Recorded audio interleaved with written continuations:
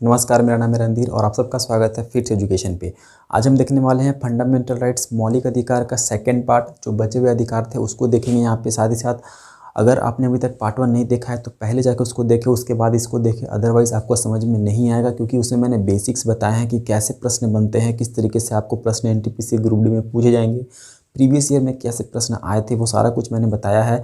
और साथ ही साथ किस तरीके से आप उसको याद रख सकते हो वो भी मैंने उसमें बताया है। तो पहले उसको आप देख ले, उसके बाद इस पे आए। तो आज हम इसमें देखेंगे जो बचे हुए हमारे मौलिक अधिकार हैं उसको। सबसे पहले आप वीडियो को लाइक और शेयर कर दीजिएगा, साथ ही साथ इसको सब्सक्राइब कर दीजिएगा। तो हमने पार्ट 1 में पढ़ लिया था आर्टिकल 19 पहला और दूसरा का हमने 19 और 20 कर लिया था। आज हम देखते हैं 21 से, ठीक है, 21, 22 और फिर हम आ जाएंगे अपने तीसरे अधिकार, चौथे अधिकार, पांचवें अधिकार और छठे अधिकार। टोटल 6 अधिकार हैं हमारे संविधान में, उसको देखेंगे। तो देखिए आर्टिकल 21 में क्या है, यानी कि अनुच्छेद 21 में क्या है। अनुच्छेद 21 में है प्राण एवं दैहिक स्वतंत्रता, यानी कि protection of life and liberty. ये बहुत ही इंपॉर्टेंट अधिकार है आपका। मतलब ये सीधा सीधा ये कह रहा है आपसे कि आपको ज़िंदगी जीने का अधिकार है, मतलब आपको जिंदा रहने का अधिकार है। आप अपने आप खुद भी सुसाइड नहीं कर सकते हो, आप अपने आप को मार नहीं सकते। तो आप खुद नहीं मार सकते तो दूसरों की मजाली क्या, यानी कि दूसरे तो आपको मार नहीं सकते। हालांकि अगर किसी की कोई हत्या कर देता है तो कानूनी प्रक्रिया, वो उसका केस चलेगा, लेकिन आपको कोई ज़बरदस्ती मार नहीं सकता है, किसी भी तरीके से आपको टॉर्चर नहीं कर सकता है, ठीक है। तो प्राण एवं दैहिक स्वतंत्रता बहुत ही इंपॉर्टेंट है और बहुत बार प्रश्न में ये पूछा गया है कि आर्टिकल 21 में, यानी कि अनुच्छेद 21 में क्या है। तो प्राण एवं दैहिक स्वतंत्रता है, ठीक है। उसके बाद आते हैं हम आर्टिकल 21 का ए में, यानी कि 21 के ए में। तो देखो 21 ए या जी, जैसे भी इस तरीके से करके अगर संविधान में आपको कहीं भी देखने के लिए मिले आर्टिकल में खासकर, तो समझ जाना कि वहाँ पे उसको बाद में ऐड किया गया है। तो देखिए 21 के ए में एक नया अधिकार ऐड किया गया है, जिसमें किया गया था क्या कि अनिवार्य रूप से निःशुल्क शिक्षा दिया जाएगा। कितने से कितने एज के बच्चों को, तो 6 से 14 वर्ष के जो बच्चे हैं उनको फ्री, यानी कि free and compulsory education, free and compulsory education दिया जाएगा 6 से 14 वर्ष के बच्चों को, ठीक है। 6 से जो 14 वर्ष के बच्चे हैं उनको दिया जाएगा। और ये कब जोड़ा गया था, कि 86वां संविधान संशोधन जो हुआ था 2002 में अटल बिहारी वाजपेयी जी के सरकार में, उसमें जोड़ा गया था। तो CAA मतलब कॉन्स्टिट्यूशनल अमेंडमेंट एक्ट, ठीक है, संविधान संशोधन अधिनियम, शॉर्ट में हमने यहाँ पे लिखा है। तो यहाँ से प्रश्न बनता है कि जो फ्री एंड कंपलसरी एजुकेशन है वे किस संविधान संशोधन द्वारा जोड़ा गया था। तो आपको बताना है 86वां संविधान संशोधन 2002 में जोड़ा गया था, ठीक है। क्या जोड़ा गया था, तो बच्चों को जो 6 से 14 वर्ष के बच्चे हैं उनको फ्री और कंपलसरी एजुकेशन देना है। उसके बाद हम आते हैं अनुच्छेद 22 में। अनुच्छेद 22 में क्या है कि अगर आपको कोई गिरफ्तार कर लेता है, प्रशासन आपको गिरफ्तार कर लेती है, तो उसके संबंध में आपके पास क्या क्या अधिकार है।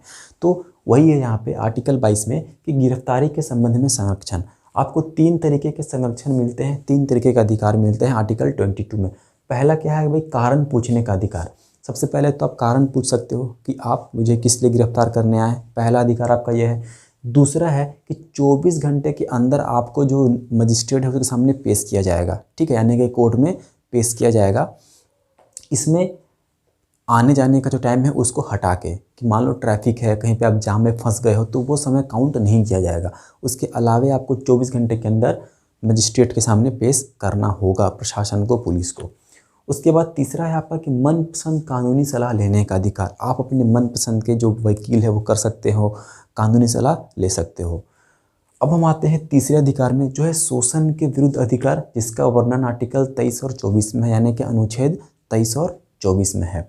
तो अनुच्छेद 23 और अनुच्छेद 24 में क्या है, देखिए अनुच्छेद 23 में है कि मानव व्यापार, बालात श्रम यानी कि बाल श्रम, और जो बंधुआ मजदूरी है उस पर रोक है, यानी कि किसी भी व्यक्ति से आप बंधुआ मजदूरी नहीं करा सकते हो, किसी भी बच्चे से आप मजदूरी नहीं करा सकते हो। इस तरीके के जो काम है, जो महिलाओं का शोषण, जैसे कि मान लो पहले क्या होता था कि जो ज़मींदार होते थे, अगर आप उनका कर्जा नहीं दे पा रहे हो तो वो अपने आप को अपने खेत में आपसे काम करवाते थे, जब तक वो आप जिंदा रहो या जब तक उसका मन करे तब तक। तो इस तरीके के जो है वो आप नहीं कर सकते हो किसी के इंसान के साथ, ठीक है। तो वही है मानव व्यापार। और हाँ, मानव का जो व्यापार से संबंधित जो प्रॉब्लम है, जैसे कि ह्यूमन ट्रैफिकिंग, किडनैपिंग वगैरह, ये सब पे रोक है, ठीक है। तो ये हमारे आर्टिकल 23 में है।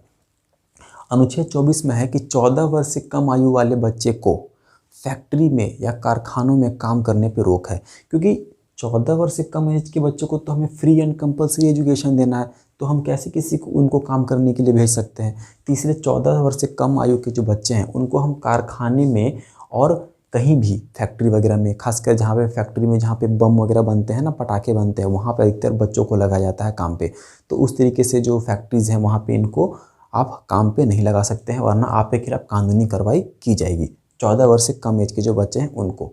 तो 24 में हमारा यह है। उसके बाद है हमारा 4 जो हमारा अधिकार है वो है धार्मिक स्वतंत्रता का अधिकार। आपको पता है कि भारत एक सेक्युलर स्टेट है, ठीक है, मतलब कि धर्मनिरपेक्ष देश है। यहाँ पे किसी का कोई धर्म नहीं है, सभी धर्मों को बराबर दर्जा दिया गया है। भारत देश का कोई अपना राष्ट्रीय धर्म नहीं है। जिस तरीके से पाकिस्तान मुस्लिम कंट्री है, उस तरीके से भारत को एक हिंदू राष्ट्र नहीं है, इसलिए क्योंकि यहाँ पे सभी धर्मों को बराबर दर्जा दिया गया। तो उसी के संबंध में 4 अधिकार आपको दिए गए हैं। क्या क्या है देख लेते हैं। आर्टिकल 25 यानी कि अनुच्छेद 25 में क्या है, किसी भी धर्म को मानने, आचरण, उसका प्रचार प्रसार करने का अधिकार, यानी कि freedom of conscience and free profession. किसी भी धर्म को आप मान सकते हो, चाहे वो आप हिंदू हो, मुस्लिम हो, सिख हो, ईसाई हो, कोई भी आप धर्म हो, आप उसका आराम से उसका पूजा कर सकते हो, आप उसको मान सकते हो, ठीक है। तो ये आपका 25 में दिया हुआ है। उसके बाद 26 में क्या है कि धार्मिक प्रबंध करने का अधिकार, यानी कि अगर आपके धर्म से रिलेटेड कुछ आप प्रबंध करना चाहते हो, कुछ पूजा पाठ के लिए कुछ सामान खरीदना चाहते हो, कहीं पे कुछ ऑर्गेनाइज करना चाहते हो, तो आप कर सकते हो, बशर्ते आपको प्रशासन की, अगर आप बड़े पैमाने पर कर रहे हो तो प्रशासन की वहाँ पे सहमति जरूरी होगी, ठीक है। तो इसका भी अधिकार आपको दिया गया है। जैसे पाकिस्तान में क्या है कि वहाँ पे आप इस तरीके के कुछ काम नहीं कर सकते हो, वहाँ पे बहुत से रिस्ट्रिक्शन है, क्योंकि वहाँ पे वो एक मुस्लिम राष्ट्र है, ठीक है, सेक्युलर स्टेट नहीं है। आर्टिकल 27 में क्या दिया हुआ है, अनुच्छेद 27 में दिया हुआ है आपका कि धार्मिक कार्यों के लिए समापोषित धन का अधिकार, यानी कि अगर आप किसी धर्म से रिलेटेड कोई टैक्स देना चाहते हो, कोई चंदा देना चाहते हो, तो आप दे सकते हो, उस पर कोई रोक टोक आपका नहीं होगा, ठीक है। फिर आर्टिकल 28 में क्या है, यानी कि अनुच्छेद 28 में है कि धार्मिक शिक्षा उपासना में उपस्थित होने का अधिकार। मान लो कहीं पे कोई धर्म से रिलेटेड कोई प्रवचन चल रहा है, कहीं पे कोई ऑर्गेनाइजेशन है जो धार्मिक शिक्षा का प्रचार कर रही है, जैसे कि होता है ना, जागरण होता है, मुस्लिमों लोग का भी बहुत कुछ प्रोग्राम होते हैं जहाँ पे बड़े बड़े जो संत महात्मा आते हैं वो अपने लेक्चर्स देते हैं, अपने विचारों को वहाँ पे रखते हैं। तो वहाँ पे आप जाके पार्टिसिपेट कर सकते हो, वहाँ पे कोई आपको रोक टोक नहीं होगा। यानी कि धार्मिक शिक्षा उपासना में उपस्थित होने का अधिकार, ठीक है। Freedom to attendance at religious instruction, English Hindi दोनों में है, तकलीफ नहीं होना चाहिए आपको।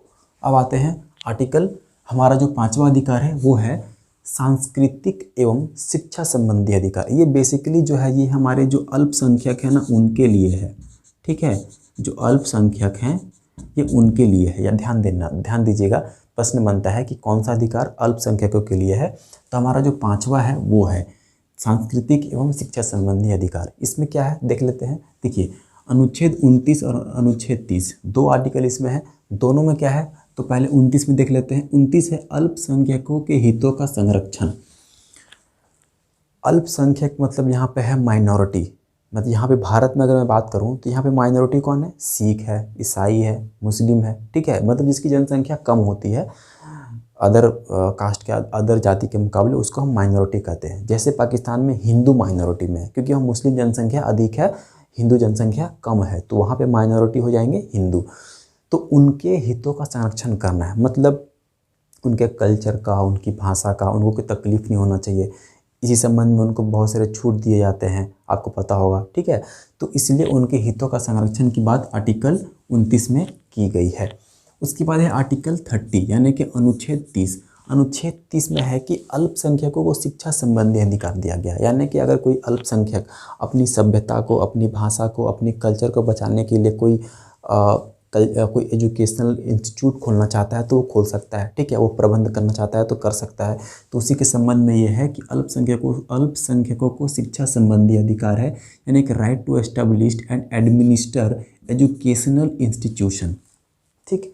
यानी कि इस संबंध में वो जो है उनके लिए स्पेशली कोई कॉलेज खोला जा सकता है, उनके लिए एक हॉस्टल खोला जा सकता है, केवल जिसमें SC ST के लोग हो सकते हैं, या फिर जो माइनॉरिटी हैं उनके लिए वो हो सकता है, ठीक है।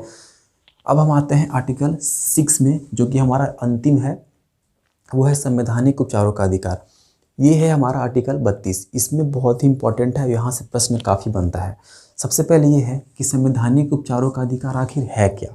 तो जितने भी अधिकार मैंने अभी आपको यहाँ पे बताएं और पार्ट 1 वीडियो में जो भी बताया मैंने आपको, अगर उस अधिकार का आपका हनन होता है सरकार के द्वारा, किसी के भी द्वारा, तो आप कहाँ जाएंगे, आप जाएंगे सुप्रीम कोर्ट। ठीक है, तो सुप्रीम कोर्ट आपके अधिकार का गारंटी लेता है। तो सुप्रीम कोर्ट इसके संबंध में 5 तरीके के रिट्स जारी करता है। ठीक है, जो कि आपके लिए होगा या फिर जिसके लिए भी जो सुप्रीम कोर्ट जाएगा उसके लिए।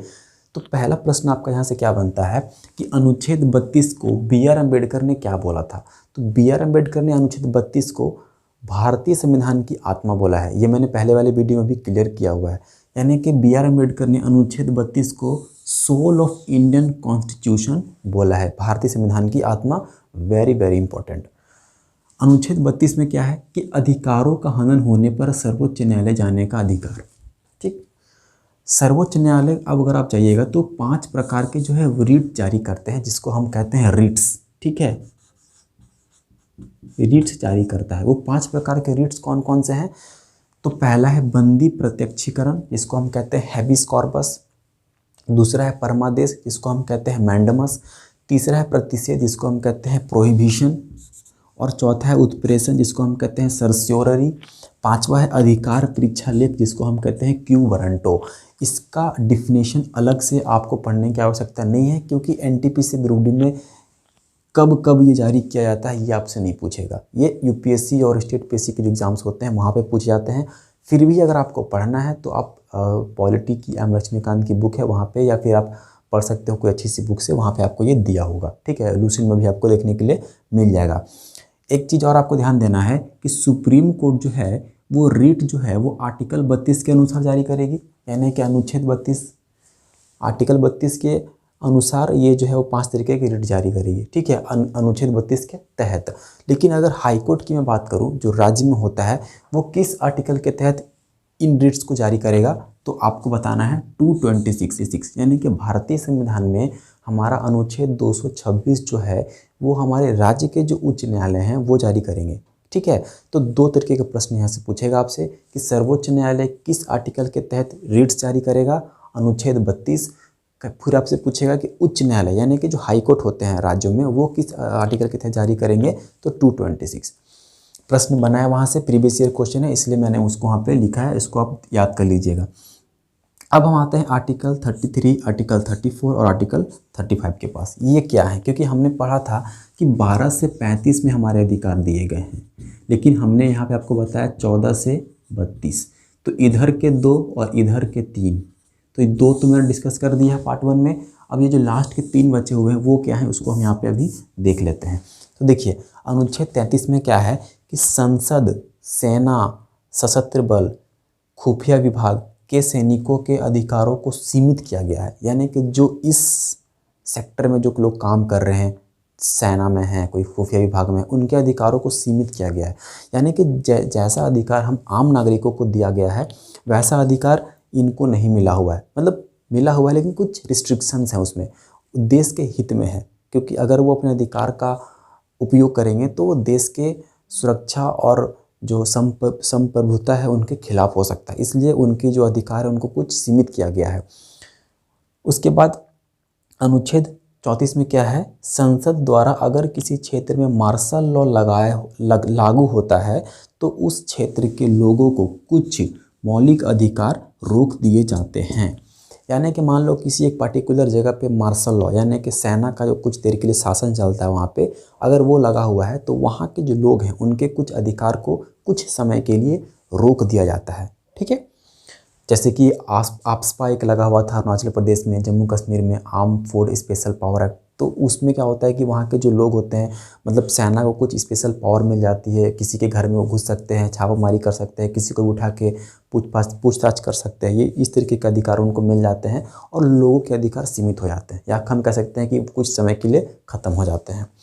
फिर अनुच्छेद 35 में क्या है, संसद को यह अधिकार है कि मौलिक अधिकार से संबंधित कानून बना सके, लेकिन कानून वैसा बनेगा जो कि इसको और बड़ा करेगा और हमें अधिकार देगा, ना कि इसको छोटा करेगा। ठीक है, क्योंकि मैंने पढ़ा है अभी आर्टिकल 14 में आर्टिकल 13 में कि हमारा जो कानून जो होगा मौलिक अधिकार से संबंधित वो शून्य होगा, यानी कि जो ऐसे कानून जो हमारे मौलिक अधिकार को कम करेंगे वो कानून शून्य होगा, वो विधियाँ शून्य होंगी। तो यहाँ पे 35 में वही दिया हुआ है कि संसद को ये अधिकार है, मतलब संसद कानून बना सकती है लेकिन इसको कम नहीं कर सकती है, हमारे अधिकार को छीन नहीं सकती है। ठीक है, तो ये आप ध्यान रखेंगे। तो ये थे हमारे फंडामेंटल राइट्स जो कि 2 वीडियोस में कवर हो चुके हैं। यहाँ से बाहर प्रश्न नहीं बनेगा, ये मेरा आपसे वादा है। आप इतना पढ़ के जाइए, इसको लिख लीजिए, 3-4 बार आप देखिए, पढ़िए, याद हो जाएगा। और हाँ, अगर वीडियो अच्छा लगा हो तो चैनल को लाइक और सब्सक्राइब जरूर कीजिएगा। साथ ही साथ किसी भी तरीके का डाउट हो तो कमेंट करके जरूर पूछिएगा और चैनल को सब्सक्राइब जरूर कर लीजिएगा। धन्यवाद। मिलते हैं अगली वीडियो में नए टॉपिक के साथ, तब तक के लिए नमस्कार।